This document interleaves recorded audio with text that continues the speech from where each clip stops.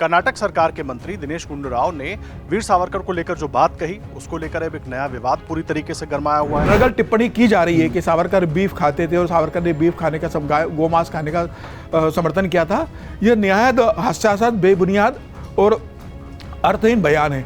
सावरकर ने कभी भी ये नहीं कहा कि बीफ खाना है। कांग्रेस पार्टी के उनके साथ जुड़े हुए लोगों को स्पष्ट करना चाहिए कि सावरकर के बहाने क्या इस देश में गाय के मांस को एक सेकुलर बना के पेश करना, गाय के जंतु को, ये कोशिश हो रही है। महाराष्ट्र में फिर से एक बार मुस्लिम समुदाय को ये मैसेज किया जा रहा है कि देखिए हम हिंदुत्व के खिलाफ हैं, इसलिए आप हमारे साथ आइए। महाराष्ट्र के इलेक्शन सामने हैं, हमें लग रहा है कि उसकी बिसात बिछनी शुरू हो गई है, इसलिए इस कांग्रेस ने एक अननेसेसरी मुद्दा बीजेपी को थमा दिया है। बार बार सावरकर को लेके, कभी नेहरू को लेके, कभी गांधी को लेके, कभी किसी को लेकर के, मतलब वो गले मुर्दे उखाड़ने की कोशिश। मुझे लगता है राजनीतिक दलों के पास जब वर्तमान मुद्दों को हल करने की कोई दृष्टि, कोई सोच, कोई समझ, कुछ ठोस नहीं होता है, तब वो इतिहास के गले मुर्दों की बात करने लगते हैं। इस तरह की चुप्पी आज आपको लाभ दिला सकती है, लेकिन आप अगर भविष्य के राह पर इस तरह की राजनीति कोई भी करे, चाहे वो बीजेपी हो चाहे कांग्रेस हो, वो राष्ट्र के हित में नहीं है, पॉलिटिशियन के हित में हो सकती है। नमस्कार, अमरुजाला.com पर आपका स्वागत है। आपके साथ मैं हूं आदर्श झा। देखिए, देश की सियासत में कई बार ऐसे मुद्दे होते हैं जो बार बार उभर कर सामने आते हैं। कई नाम जिनके साथ बहुत सारी बातें जुड़ जाती हैं और उनको लेकर विवाद बनाने और या बयानों के जरिए उनको क्रिएट करने की कोशिश होती है। ये बड़ा अहम मुद्दा है। लेकिन इस बीच महाराष्ट्र में भी चुनाव होना है और उसके पहले कर्नाटक सरकार के मंत्री दिनेश गुंडू राव ने वीर सावरकर को लेकर जो बात कही, उसको लेकर अब एक नया विवाद पूरी तरीके से गरमाया हुआ है। मांसाहार को लेकर जो कुछ उन्होंने कहा, उसके बाद आरोप प्रत्यारोप का सिलसिला जारी है और अब खबरें ये हैं कि उनके ऊपर FIR भी हो गई है। सवाल यह है कि बार बार इस तरह के बयानबाजी क्यों और उसके मायने आखिर समझे किस तरीके से जाए, क्योंकि सावरकर को लेकर महाराष्ट्र की राजनीति में उनकी एक अहमियत, अलग अहमियत मानी जाती है। बाकी जगहों पर देखा जाए तो वहां पर भी वो उतने ही अहम हो जाते हैं, लेकिन महाराष्ट्र से जुड़ाव कुछ अलग है। महाराष्ट्र में आने वाले वक्त में चुनाव होना है। बीजेपी, जैसे ही ये खबर आती है उसके बाद बीजेपी नेता हमलावर हो जाते हैं कांग्रेस के ऊपर और सीधे तौर पर हमला कांग्रेस पार्टी पर, कांग्रेस की सोच पर होना शुरू हो जाता है। सवाल ये है, क्या ये सब चुनावी बहाने से हो रहा है, चुनाव के लिए हो रहा है, या इसके पीछे की असल कहानी क्या है? वही जानने और समझने की कोशिश करेंगे आज आपके पसंदीदा शो खबरों के खिलाड़ी में। सभी खास मेहमान हमारे साथ मौजूद हैं। समीर चौगावकर जी हमारे साथ हैं, अवधेश जी हमारे साथ हैं, राकेश शुक्ल जी हैं, रामकृपाल सिंह जी हैं, पूर्णिमा त्रिपाठी जी। आप सबका बहुत स्वागत है। आपसे शुरुआत करूंगा रामकृपाल सर। बार बार सावरकर को लेकर इस तरह के बयान, अब कांग्रेस के मंत्री जो बात उन्होंने कही, उसके बाद बहुत सारी बातें अब निकल कर आना शुरू हो गई, तो इसको लेकर क्या कांग्रेस के पास बचाव का कोई रास्ता बचता है, या बीजेपी जिस तरीके से हमला कर रही है, और सीधे तौर पर क्या चुनाव से जोड़कर देखें, महाराष्ट्र में तो माहौल बनना शुरू हो गया ना पूरे तरीके से? निश्चित रूप से। और हालांकि मैं समझ नहीं पाता हूं कि सावरकर पर अटैक करने से कैसे फ़ायदा होगा, नहीं होगा। मेरा तो ऐसा मानना है कि अगर जो छुटभैया राजनीतिज्ञ बोलते हैं तो कई बार तो अति उत्साह में, मुझे लगता है उनको न तो इतिहास की जानकारी होती है, न सारी चीज़ों की। लेकिन एक ओवरऑल ऐसा लगता है कि जैसे जो एक पोलराइजेशन का होता है कि एक पर्टिकुलर वर्ग को आप खुश करने के लिए जो प्रतीक रहे हैं कभी हिंदू राष्ट्र या इस तरह के, उन पर हमला जो होता है उससे तो कोई फ़ायदा नहीं होता है मुझे लगता है। लेकिन एक वर्ग को वो शायद सोचते हैं, उनके सोच में हो सकता है। हालांकि मैं तब भी ये कहूँगा कि इसका इलेक्शन से उतना लेना देना नहीं होता है जितना छोटे लोग, चूँकि पार्टी लीडरशिप, जब टॉप लीडरशिप जिस सब्जेक्ट को बार बार उठाती है तो वे लोग, बहुत सारे लोग बिना पढ़े लिखे अज्ञानता में भी कुछ न कुछ बोल देते हैं। और आजकल मैं देखता हूँ कि ये फैशन चल गया है, बहुत सारे तमाम लोगों के बारे में क्या क्या नहीं कहा जाता, कि वो मांस खाते थे, फलाना करते थे, आप सुन रहे होंगे जिस तरह की चीज़ें। तो निश्चित रूप से उसको राजनीति से जोड़ा जाएगा, लेकिन मेरा तो यही मानना है कि अब सावरकर पर इतना सब कुछ हो चुका है, इतना सबको हो चुका है, अब उस पर बार बार उनको घसीटना, मुझे नहीं लगता है किसी पॉलिटिकल पार्टी का अगर कोई पॉलिटिकल पार्टी उन पर अटैक कर रही है तो उससे उसको फ़ायदा मिलेगा, मैं नहीं समझता। हो सकता है कि इसके एवज में जो दूसरी पार्टी है महाराष्ट्र में, क्योंकि सावरकर को लेकर के एक अलग चीज़ है, एक उनको है, तो उससे जो होता है कि एक रिवर्स पोलराइजेशन जिसको आप बोलते हैं कि वो हो सकता है, कई बार होता है। हालांकि ये कोई इतना बड़ा मुद्दा नहीं है कि इसको लेकर के कोई इलेक्शन के परिणाम बदल जाएंगे। लेकिन ये दुख, मैं यही कहता हूँ कि अब कोई मतलब इसका है नहीं। अतीत के मुद्दे वही उखाड़ते हैं जिनको वर्तमान से बिल्कुल फेस नहीं करना होता है, आप उससे भागते हैं। वरना क्या मतलब है, इतने सारे इशूज़ हैं, आप उन पे किसी इशू से को उठाइए जो तात्कालिक हैं, भविष्य में है किस तरह की नीतियाँ होंगी आपकी। लेकिन इस तरह की जो सारी चीज़ें होती हैं, तो मुझे लग रहा है कि एक थके हुए राजनीतिज्ञों का एक तरह से असाइलम है ये। सर, मैं आपके पास आ रहा हूँ। जिस तरीके से रामकृपाल सर ने कहा कि वर्तमान को फेस नहीं करना, इसलिए अतीत को लेकर इस तरह के मुद्दे उठाए जा रहे हैं। सवाल ये है कि कर्नाटक के मंत्री इस तरह के मुद्दे उठा रहे हैं, क्या संदेश या क्या कौन सी वो सोच है जिसको आगे बढ़ाने की कोशिश हो रही है? और अभी अगर देखें हाल फिलहाल के अगर कॉन्टेक्स्ट को समझने की कोशिश करें तो ऐसी कोई बात भी नहीं हो रही थी कि उसमें इसको जोड़ा जा सके। क्या कहानी देख रहे हैं इसके पीछे? राहुल गांधी जी के हाथ में जब से नेतृत्व कांग्रेस का आया है, तो ये एक बदली हुई एक अति वामपंथी सोच, देश की सभ्यता संस्कृति और उससे जुड़े हुए जो महापुरुष हैं, उसका जो हिंदुत्व के समर्थक हैं, ऐसे जिनका इस देश में कंट्रीब्यूशन है, उस कंट्रीब्यूशन के आधार पर भारत के लोगों के मानस बदलने की कोशिश हो जा रही है, उस पर बहुत सोच समझ के हमले हो रहे हैं। और राहुल गांधी जी स्वयं इस गलतफहमी की और कांग्रेस शिकार रही है कि वीर विनायक दामोदर सावरकर शायद आरएसएस और बीजेपी के आइडियोलॉग रहे। इसमें कोई सच्चाई ही नहीं है। सावरकर जी का कांग्रेस के लोगों को या इस देश में जिस प्रकार से कम्युनिस्ट लोगों ने उनको लिखा पढ़ा, उनका आरएसएस से या जनसंघ से तो कोई लेना ही देना नहीं था। वो आरएसएस का मजाक उड़ाते थे। लेकिन वो इस प्रकार का एक योद्धा जिसको कि उस समय दुनिया के क्रांतिकारियों ने अपने समय महत्व दिया हो, और तो उस प्रकार के योद्धा का एक सम्मान करना, उनके विचारों का सम्मान करना, ये सबका दायित्व था। लेकिन उसके पीछे सोच क्या है? सोच ये होती है कि अगर इस विचार पर सीधा अटैक नहीं किया तो आज़ादी के आंदोलन का संपूर्ण श्रेय जो कांग्रेस के पास जाता है, बाद में भारत के निर्माण का संपूर्ण श्रेय जो जाता है, ये जो मॉडर्न इंडिया और मॉडर्न नेशन के कंसेप्ट खड़ा करने का जो कांग्रेस और बाकी लेफ्ट आइडियोलॉजी के लोगों को जाता है, वो ध्वस्त हो जाएगा। तो इसको अगर बचाना है तो पहले उसको ध्वस्त करो, उसके आधार पर लोगों में उसके बारे में भ्रम पैदा करो, और जो कुछ भी समर्थन इस परिवार को मिल रहा है जन काम करने का, उसको कमजोर करो, तभी आप भारत में राजनीति कर सकते हो। और उसमें फिर साफ है कि उनको एक मुस्लिम विरोधी बताते हुए, हालांकि अगर मुसलमानों पर ठीक से उनको पढ़ा जाए तो वो सब लगभग वही बात कह रहे हैं जो दूसरे लोगों ने कहा है, तो उनको बताते हुए पेश करो। राहुल गांधी जी भारत जोड़ो यात्रा में लगातार बोलते रहे। वो तो बाद में शरद पवार जी जब आए, जब महाराष्ट्र में उन्होंने बोला कि मैं राहुल गांधी जी से बात करूंगा, शरद पवार जी उनसे मिले, समझाया कि महाराष्ट्र में, तो उन्होंने बंद कर दिया। लेकिन कांग्रेस की नीति इस मामले में नहीं बदली है, वही है। महाराष्ट्र में पिछले साल भी डॉक्टर हेडगेवार और सावरकर जी को लेके इसी प्रकार की भाषा का प्रयोग हुआ था।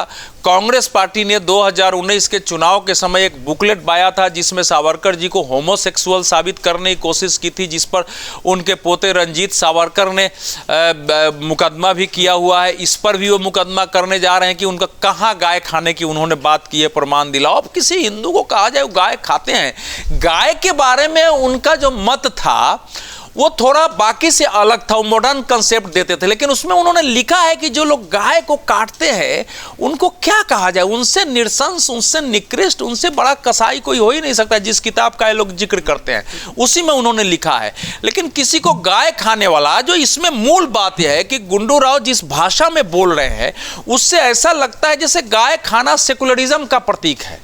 तो कांग्रेस को इस विषय पर स्पष्ट करना चाहिए कि जिस भाषा में वो बोल रहे हैं, सावरकर जी को तो छोड़ दीजिए, खाता है नहीं, क्या कांग्रेस पार्टी गाय के मांस खाने का समर्थन करती है? क्या गाय काटकर उसका मांस खाना चाहिए जो उनकी भाषा दिख रही है? अगर नहीं है तो उस पर हाथ से उड़ाना, महिमा मंडित करना कि मतलब अगर इसके बाद वो आलोचना भी करते कि हम लोग गाय के मांस का विरोधी हैं गाय काटने का, लेकिन सावरकर जी तो गाय का मांस खाते थे तो समझ में भी आता, इसकी वो आलोचना नहीं कर रहे हैं। एक प्रकार से ऐसा लग रहा है बोलने में जैसे सपोर्ट कर रहे हैं। तो ये तो कांग्रेस पार्टी के उनके साथ जुड़े हुए लोगों को स्पष्ट करना चाहिए कि सावरकर के बहाने क्या इस देश में गाय के मांस को एक सेकुलर बना के पेश करना गाय के जंतु को, ये कोशिश हो रही है। इस पर स्पष्टीकरण ज्यादा जरूरी है। सावरकर जी पर वो देंगे नहीं। ठीक है, वो स्पष्टीकरण देंगे नहीं और जाहिर सी बात है इसको लेकर बार बार सवाल भी उठते रहे। पूर्णिमा जी, जिस स्पष्टीकरण की बात अवधेश जी कर रहे हैं, सवाल ये है कि क्यों राहुल गांधी, मुझे याद है भारत जोड़ो यात्रा के दौरान कई जगह उन्होंने बहुत कुछ बोला, अवधेश जी ने बताया भी। उसके बाद राहुल गांधी की तरफ से वो चीज़ें आना भले कम हो गई, लेकिन बाकी नेताओं की तरफ से गाहे बगाहे इस तरह की चीज़ें आती नहीं। सिर्फ सावरकर ही नहीं, दूसरी तमाम चीज़ों को लेकर के भी। अब फिर वही एक परिस्थिति हम देख रहे हैं। क्या सोचकर कांग्रेस आगे बढ़ रही है? मतलब मिलाइन करके चलना है इस तरह के महापुरुषों को जिनके नाम पहले से आते रहे हैं, या एक जो आइडियोलॉजी बनी कि भाई जो हमारा इतिहास है उसको किस तरीके से चेंज करना है? तमाम बातें, सारी चीज़ें जोड़ रहा हूँ मैं इसमें। नहीं आदर्श जी, इसको कांग्रेस की आइडियोलॉजी मान के हम ना चले। एक मंत्री का ये इंडिविजुअल, हाँ, एक मंत्री का इंडिविजुअल बयान है, एक मूर्खतापूर्ण दिया गया बयान है जिसकी कोई ज़रूरत नहीं थी। इस वक्त किसी कार्यक्रम में अगर वो बोल भी रहे थे तो एक मिनिस्टर होने के नाते उनको इतनी तो समझ होनी चाहिए कि क्या बोलना है क्या नहीं बोलना है। ठीक है, सावरकर के ऊपर कांग्रेस ने अटैक करना बेशक कम कर दिया है, लेकिन मुझे लगता है कि जो छोटे लेवल के नेता हैं, छुटभैये नेता जो हैं, जो कि ज़बरदस्ती की लाइमलाइट में आना चाहते हैं, उनको लगता है कि सावरकर पे कुछ भी बोल देंगे तो वो थोड़ा हाईलाइट हो जाएंगे और ये जब पब्लिसिटी एक गेन करने का हो सकता है उनका ज़रिया हो। लेकिन उससे ज़्यादा जो अनफॉर्चुनेट है कि उसमें कांग्रेस के किसी सीनियर नेता का उसको कॉन्ट्राडिक्ट करते हुए कुछ आया नहीं है। कोई सीनियर नेता अगर उस पर इमीडिएट बयान कुछ दे देते, खड़गे जी बोल देते या राहुल गांधी बोल देते, तो ये मामला शांत हो जाता। अब चूंकि महाराष्ट्र के इलेक्शन सामने हैं, सर पे हैं, तो ये कंट्रोवर्सी तो अब गरमाएगी और उसका हर तरफ से फ़ायदा लेने की बीजेपी भी कोशिश करेगी और जितनी तरफ अटैक, काउंटर अटैक, बीजेपी जितना अटैक करेगी कांग्रेस पे, काउंटर अटैक उतना होगा। तो इस तरह के जो आइकॉन्स को लेकर के जो बयान अननेसेसरी दिए जाते हैं, वो हमने देखा है कि इलेक्शन में बहुत आम बात हो गई है। तो थोड़ा इस तरह की स्टूपिड स्टेटमेंट से बचना चाहिए। जो भी पब्लिक फिगर्स हैं एटलीस्ट उनको ये सोचना चाहिए। और सबसे बड़ी बात, मैं तो ये मतलब मुझे तो ये मुद्दा ही नहीं समझ में आता है कि खान पान पे किसी के लेके आपको कमेंट करने की क्या ज़रूरत है। ये तो कोई पब्लिक इंटरेस्ट का मामला है नहीं। किसी का खान पान लेके आप क्यों उसके ऊपर टिप्पणी कर रहे हैं? वो दोनों तरफ से नहीं होना चाहिए, ना इधर से ना उधर से। तो थोड़ा इससे उनको बचना चाहिए था। रिस्पॉन्सिबली कोई भी अगर बोलेगा तो इस तरह की बातें नहीं बोलेगा। लेकिन जहाँ तक मैंने पढ़ा है, गुंडू राव ने जो भी कहा था, सावरकर मीट खाते हैं, गो मीट खाते हैं, ये नहीं कहा था उन्होंने कहा मैंने सुना है। वो गो हत्या के खिलाफ नहीं थे और मैंने सुना है कि वो शायद बीफ खाते थे, ये कहा है उन्होंने। और वो मीट ईटर थे, ये तो उन्होंने कहा है। बट बीफ खाने के बारे में उन्होंने अपनी तरफ से डायरेक्ट नहीं कहा है। उन्होंने कहा मैंने सुना है कि वो खाते थे। तो सुना है कह के आप किसी भी पार्टी का कोई आइडियोलॉग है उसके ऊपर इतना ऑब्जेक्शनेबल स्टेटमेंट दे देंगे तो कंट्रोवर्सी तो होगी, उसकी चर्चा आलोचना सभी होगी। और महाराष्ट्र के इलेक्शन सामने हैं, हमें लग रहा है कि उसकी बिसात बिछनी शुरू हो गई है। इसलिए इस कांग्रेस ने एक अननेसेसरी मुद्दा बीजेपी को थमा दिया है, क्योंकि ये सिर्फ गुंडू राव तक तो रुकेगा नहीं, फिर ये आगे बहुत बढ़ेगा। वो सारे लीडर्स पे कमेंट सुन के आने शुरू हो जाएंगे, कौन क्या खाता था, पर्सनल लाइफ में कौन क्या करता था, ये सारी चीज़ें आने शुरू हो जाएंगी और फिर वो तो सीधे नेहरू जी तक पहुँच जाएंगी। तो ये माहौल अब कांग्रेस बीजेपी का जो डायरेक्ट जहाँ पे भी टसल हम देख रहे हैं, इस तरह के पर्सनल अटैक्स, काउंटर अटैक्स हम देख रहे हैं कि हो रहे हैं, जो कि पता नहीं शोभा नहीं देता है, हमारी डेमोक्रेसी को शोभा नहीं देता है। इससे बचना चाहिए लोगों को। ठीक है राकेश सर, जिस तरीके से पूर्णिमा मैम ने कहा कि मैंने सुना है वाले तर्ज पर उन्होंने बयान दिया, तो मैंने भी बहुत कुछ सुना है और आप लोगों ने तो मेरे से बहुत ज़्यादा पता नहीं क्या क्या सुना है। तो क्या उसके आधार पर हम किसी पर भी कुछ भी बोल सकते हैं? और ऐसे वक्त में जब पता है कि वो एक राजनीतिक मुद्दा बन जाएगा, ऐसे वक्त में पता है कि वो एक आइकॉन है जिनको लेकर विवाद शुरू हो जाएगा, ऐसे वक्त में जब देश में चुनाव कई राज्यों में हो रहे हैं, कई राज्यों में होने हैं और ऐसे राज्य में भी होने हैं जहां थोड़ा उनका ज़्यादा प्रभाव दिखाई देता है या उनको लेकर राजनीति अलग दिशा में चलती है, सवाल ये है अगर इस तरह के बयान आ रहे हैं तो क्या बिना बड़े नेताओं के समर्थन के या उनके मौन के, अभी कोई टिप्पणी नहीं आई है, मौन सहमति के इस तरह के बयान आ सकते हैं? कहीं ना कहीं आइडियोलॉजी का भी तो सवाल उठ ही जाएगा ना। आपने कहा ना कि क्या पता नहीं है कि विवाद खड़ा होगा, तो क्योंकि पता है हमें कि विवाद खड़ा होगा, इसीलिए हमने बयान दिया। क्योंकि 5 दिन पहले ही महाराष्ट्र सरकार ने गाय को राज्यमाता का दर्जा दिया है और अब महाराष्ट्र में चुनाव होने वाला है और वीर विनायक सावरकर जो हैं वो राष्ट्रीय मुद्दा है, वो सिर्फ महाराष्ट्र का मुद्दा नहीं है। तो इससे 2 फायदे हुए कांग्रेस को। कांग्रेस को पहला फ़ायदा ये हुआ कि हिंदुत्व पे खरोंच आई, और दूसरा महाराष्ट्र में जिस तरीके से कांग्रेस इस समय पर देश भर में मुस्लिम मतदाता और दलित मतदाता को अपने साथ जोड़ने का अभियान लेकर चल रहा है, उसमें उसके लिए ये मुद्दा बड़ा महत्व का है। अब गुंटूर राव जी के बारे में भी कहा जाता है कि वो नादान है, तो वो नादान नहीं है। राज्य सरकार के एक जिम्मेदार मंत्री हैं, और एक जिम्मेदार मंत्री की तरफ से यदि कुछ बात कही जाती है तो उसके पीछे उसकी जिम्मेदारी तय होती है। तो ये मुझे लगता है कांग्रेस पूरे रणनीतिक तरीके से सुनियोजित बयान अलग अलग जगहों से दिया जा रहा।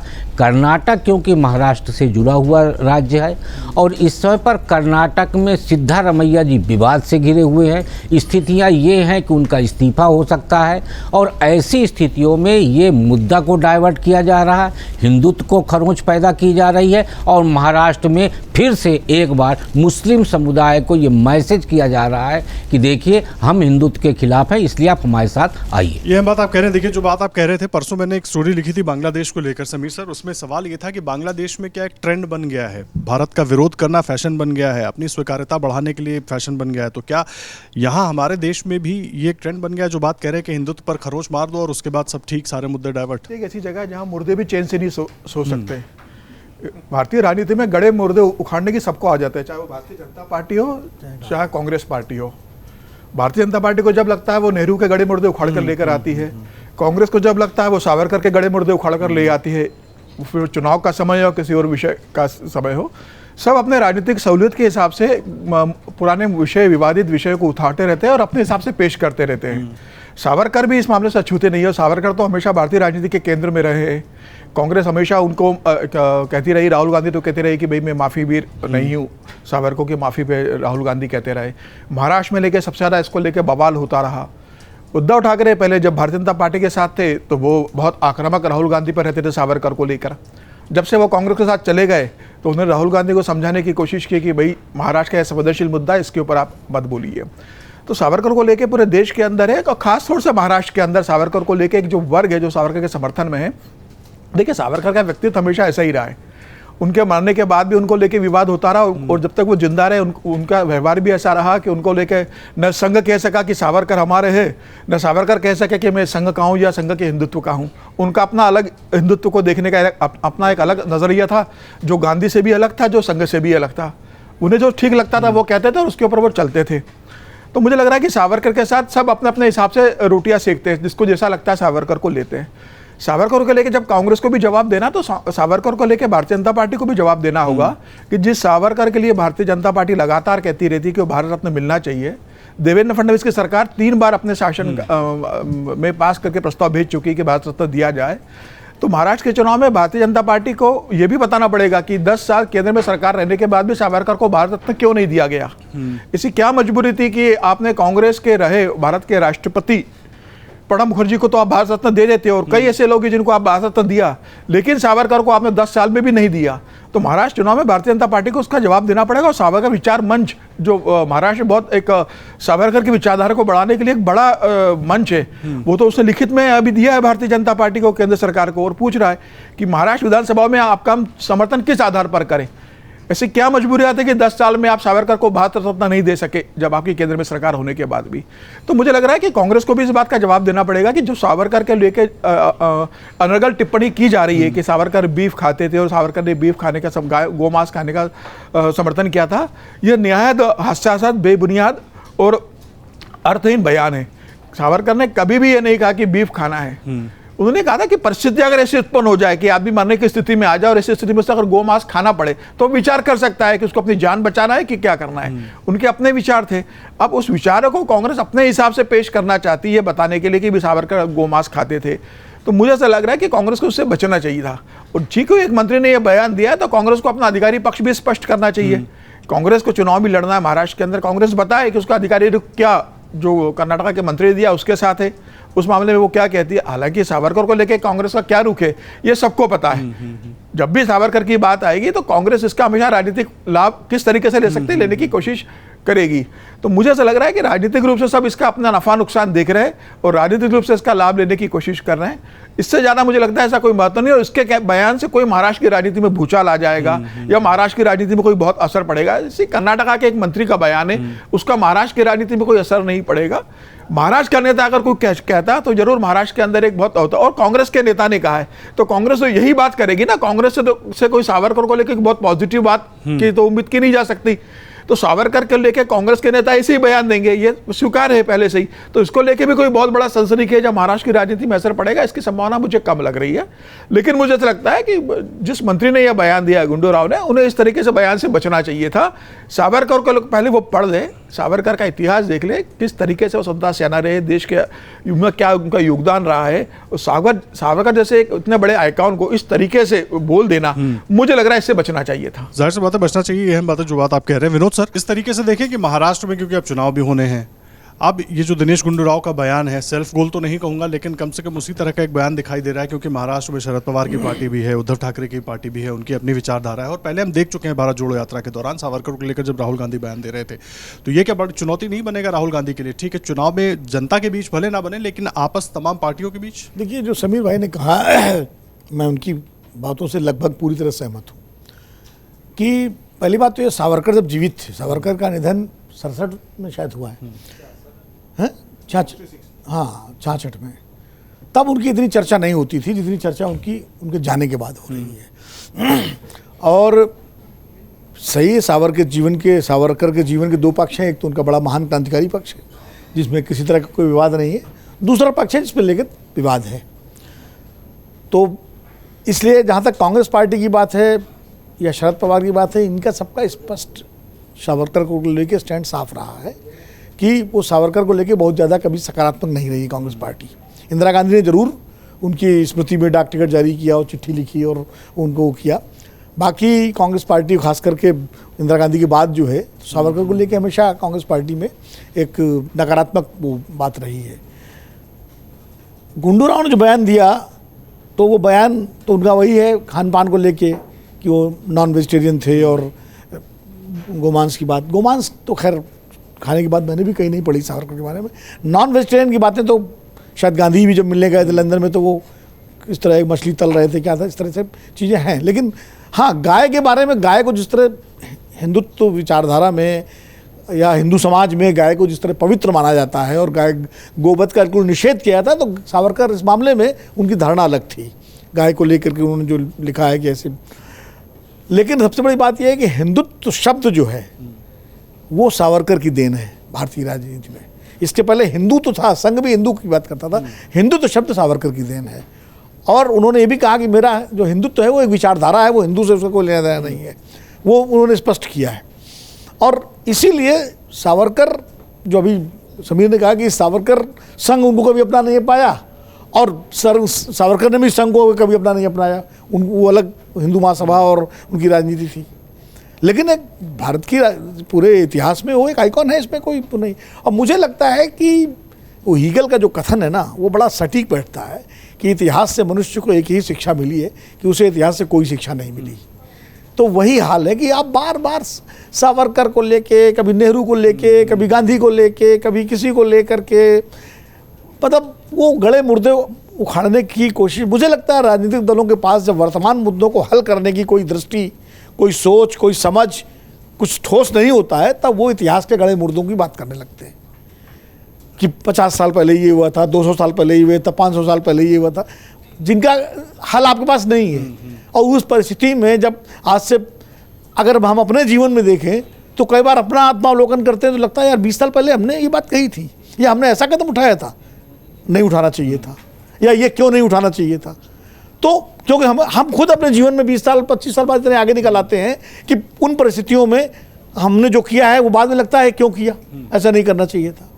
तो जब अपने ऊपर ये चीज़ लागू होती है तो देश के ऊपर, समाज के ऊपर, या जो समाज और देश का नेतृत्व करने वाले नेता थे, चाहे किसी धारा के रहे हो, उन पर आप जब कहेंगे तो उन तत्कालीन परिस्थितियों में उस समय उनको जो ठीक लगा होगा उन्होंने किया होगा, सही गलत। अब उस पर आज हम 2024 में उसके औचित्य पर हम बहस कर सकते हैं, विश्लेषण कर सकते हैं उनकी विचार का, राजनीति का, उनके उस पर, लेकिन उसको मुद्दा बना करके और उनकी छवि का जो मंडन खंडन करना है, मुझे लगता है उससे सारे राजनीतिक दलों को बचना चाहिए। और गुंडू राव ने किस संदर्भ में कहा, मुझे चूँकि मैंने देखा नहीं संदर्भ, क्या वजह थी अचानक सावरकर का जिक्र लाने की, क्या ज़रूरत थी। और कांग्रेस मुझे लगता है इसलिए इस पर नहीं बोल रही है कि कांग्रेस का जो सावरकर को लेकर स्टैंड है वो बिल्कुल अलग है, गुंडू राव वाला ही स्टैंड है। लेकिन कांग्रेस इसको बोलना भी नहीं चाहती कि उनके बयान से किनारा भी नहीं करना चाहती, इसलिए किनारा नहीं करना चाहती। किनारा करते ही लगेगा क्या स्टैंड बदल गया क्या, फिर सवाल दूसरा उठेगा कि तो राहुल गांधी ने जो कहा था उस पर क्या कहेंगे आप। जयराम रमेश से यही पूछ दिया जाएगा तो उसका जयराम रमेश क्या जवाब देंगे अगर उससे किनारा करेंगे उस बयान से। और उसका समर्थन भी नहीं करना चाहते क्योंकि महाराष्ट्र का चुनाव है, और महाराष्ट्र के चुनाव में जिस तरह शिवसेना एक पोटेंशियल एलाई है कांग्रेस पार्टी का और एमवीए जो है महाविकास अघाड़ी का, तो उसमें उसको भी नाराज़ नहीं करना है। तो बेहतर है कांग्रेस ने चुप्पी साध ली। और राजनीतिक दल ऐसे मुद्दों पे कई बार चुप्पी साध लेते हैं। कई बार गिरिराज सिंह बोलते हैं बीजेपी चुप्पी साध लेती है क्योंकि ठीक है नहीं बोलना है। तो मुझे लगता है कि ये इतना बड़ा मुद्दा महाराष्ट्र के चुनाव में नहीं बनेगा। ये जरूर है भाजपा के नेता और हो सकता है प्रधानमंत्री जी खुद वो इसको अपने भाषणों में इसका जिक्र करें, लेकिन सावरकर को लेकर महाराष्ट्र में भी बिल्कुल सीधे सीधे विभाजन है। एक समाज उनको बिल्कुल देवता की तरह अपने युग पुरुष की तरह मानता है, तो दूसरा समाज उनके खिलाफ भी है। एक बड़ा विभाजन है महाराष्ट्र में। इसीलिए सावरकर को लेकर के महाराष्ट्र में भी कभी एक राय नहीं रही है। तो मुझे लगता है कि मुद्दा बनाने की कोशिश की जाएगी। कांग्रेस इससे बचना चाहती है, और जो अभी शुक्ला जी ने कहा कि कांग्रेस ने एक तरह से दांव खेल दिया, हिंदुत्व पे एक चोट कर दी सावरकर के बहाने। तो जो गैर हिंदुत्ववादी वोटर है महाराष्ट्र का, जिसमें दलित हैं, इसमें जो है पिछड़े समाज के लोग हैं या मुस्लिम हैं, तो उनको एक तरह से एड्रेस करने की कोशिश। लेकिन मुझे लगता नहीं कि गुंडू राव के बयान से कोई महाराष्ट्र का वो समाज एड्रेस होगा। महाराष्ट्र के अपने मुद्दे हैं चुनाव के, और वो चुनाव महाराष्ट्र के ही मुद्दों पर लड़ा जाएगा। उसमें बीजेपी अपने मुद्दों से बात करेगी, एमवीए अपने मुद्दों से बात करेगा। जो मुद्दे जनता को समझ में आएंगे उस हिसाब से नतीजा होगा। एक उदाहरण दूंगा, बजरंग दल वाला मुद्दा कर्नाटक में जब आया था तो हम सबको लग रहा था कि कांग्रेस ने सेल्फ गोल कर लिया, और सबको लग रहा था कि बजरंग बली के नाम पर अब तो कांग्रेस की लुटिया डूब गई। लेकिन नतीजा क्या है, 135 सीटें कांग्रेस की आई, 65 सीटें बीजेपी की आई। यानी चुनाव वहाँ दूसरे मुद्दों पर हुआ, बजरंग बली पे हुआ ही नहीं। तो इसलिए जो है, जो ग्राउंड के मुद्दे हैं, अब जब मतदाता बहुत समझ गया है, पूरा लोकसभा का चुनाव मुस्लिम और इसको लेकर लड़ा गया, लेकिन उतना फायदा नहीं हुआ ना बीजेपी को जितना होना चाहिए था, क्योंकि मुद्दे दूसरे थे। तो जो ज्वलंत मुद्दे हैं चुनाव उन्हीं पर होगा। ठीक है, गहन बातें देखिए सर जल्दी से। तो पूर्णिमा जी ने जो बात कही थी बहुत अच्छी, कि गुंडू राव जी ने जो कहा वो उतना महत्वपूर्ण नहीं है, लेकिन कांग्रेस इस मुद्दे पर चुप रह गई। महत्वपूर्ण ये है, और ये इसलिए महत्वपूर्ण है कि अभी एक शो में देख रहा था किसी चैनल पर, समीर जी थे वहाँ पे। एक उदाहरण दे रहा हूँ मैं, धुले कॉन्स्टिट्यूंसी जो है पार्लियामेंट की महाराष्ट्र में, उसमें 6 विधानसभाएं आती हैं। पिछले चुनाव में 5 विधानसभाओं में बीजेपी जीतती रही। केवल एक विधानसभा में मालेगांव हाँ, केवल एक विधानसभा में मालेगांव में इतना वोट पड़ा, 1,44,000 हाँ ना 94, कि वो कुछ हजार वोटों से बीजेपी हार गई। बहुत क्लियर कट है। यानी एक जहाँ की बात हो रही है वहाँ पे मुस्लिम आबादी बहुत ज़्यादा है, मेजॉरिटी मतलब उनकी है, और सारा वोट कंसंट्रेट होकर के वहाँ गया। और जब भी फडणवीस ने जो बात कही, और इसलिए मैं कह रहा हूँ कि ये जो कांग्रेस की चुप्पी है, भाई ठीक है, कुछ मत बोलो, चल गया, मतलब उसकी तारीफ भी नहीं कर रहे हैं। ऐसा नहीं, गुंडू राव जी ने जो कहा बहुत सही है। तो इस समय ऐसे मौके पर, और मेरा तो एक उम्र में मैं विनोद जी से भी थोड़ा बड़ा हूँ, करीब 70 के ऊपर चल रहा हूँ। मैंने अपने जीवन काल में पूरे पॉलिटिकल संदर्भ में ये नहीं देखा कि सावरकर इस देश में कभी बहस का मुद्दा हुए हो। पहले ये अचानक पिछले कुछ सालों में जब से बीजेपी आई है, उसके बाद सावरकर पर बहस होने लगी। मुझे कोई बता दे कि सावरकर पर कब बहस हुई है। बहुत सारा, मैंने जेपी मूवमेंट देखा, मैंने उसके बाद असम का मूवमेंट देखा, बहुत सारे मूवमेंट चलते रहे, पंजाब का पृथकतावादी आंदोलन देखा, तमाम तरह के, अन्ना हजारे का आंदोलन देखा। इस देश में कब सावरकर, और ये होता क्या है कि पॉलिटिकल पार्टी, जैसा मैंने कहा है, इनके थैले में बहुत सारे औजार होते हैं। इसमें धर्म है नंबर 1 पर, फिर उसके बाद भाषा है, फिर उसके बाद क्षेत्रीयता है, फिर उसके बाद जाति है। तो ये जो तमाम तरह की खुरपियाँ रखी हुई हैं ना, कब किसका मौसम है उसको निकालो। तो ये इसलिए मैंने कहा कि अतीत का भी वो कौन सा नुस्खा है जो काम दे जाएगा इस कोशिश में। लेकिन मेरा ऐसा मानना है कि जैसे सभी लोग कह रहे हैं कि ये सब बहुत आजमाए हुए हैं, इनसे फैसले बहुत नहीं होते हैं। ऑलरेडी मैंने जैसे कहा कि बीजेपी ने एक कॉन्स्टिट्यूंसी में हार गई तो हार गई, जाहिर सी बात है वो पोलराइजेशन है। कई बार लोगों को लगता है कि वो इंटैक्ट रहे, इसलिए चुप रहना बेहतर है। और मैं ये कहता हूँ कि इस तरह की चुप्पी आज आपको लाभ दिला सकती है, लेकिन आप अगर भविष्य के राह पर इस तरह की राजनीति कोई भी करे, चाहे वो बीजेपी हो चाहे कांग्रेस हो, वो राष्ट्र के हित में नहीं है। पॉलिटिशियन के हित में हो सकती है, क्योंकि पॉलिटिशियन आज है कल नहीं रहेगा, लेकिन इस राष्ट्र के हित में नहीं है।